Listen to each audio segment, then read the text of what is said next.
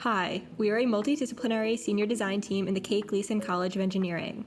Our team consists of 3 biomedical engineers, Allie, Will, and Caleb, 2 mechanical engineers, Aiden and Andy, and 1 electrical engineer, Alan.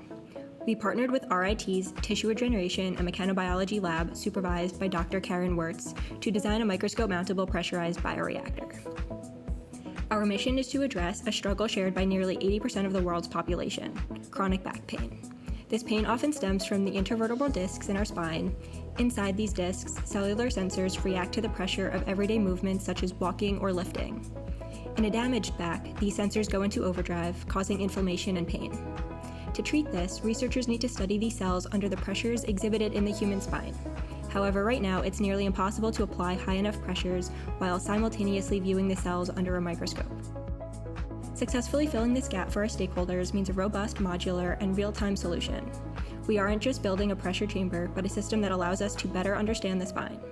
Our vision is a system that allows researchers to monitor live cell behavior via fluorescent imaging, while the system cyclically simulates the forces of a human body in motion.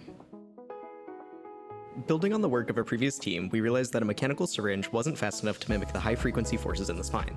Our approach replaces that actuator and syringe with a high-pressure compressor and a custom-tuned proportional solenoid valve. To make this user-friendly, we designed a custom PCB and user interface, allowing researchers to control frequencies, monitor live data, and export results for analysis, all from one dashboard. As engineering rarely goes perfectly, our biggest challenge was what we called the pressure gap. Most commercial compressors claim high pressure but can't maintain it for the duration of experiments our stakeholders are looking to conduct. Because of this, we had to pivot our requirements mid-project, finding it more feasible to achieve the lower end of our desired pressure range. However, through further research and budget negotiations with the multidisciplinary senior design department, we were able to secure a high-pressure compressor that better aligns with our original demanding goals and requirements. By the end of the semester, we expect to deliver a fully functional working system to our clients. While we struggle to reach the adequate pressures, our client will have a system that can easily be reconfigured to meet the pressure demands to perform groundbreaking back pain research.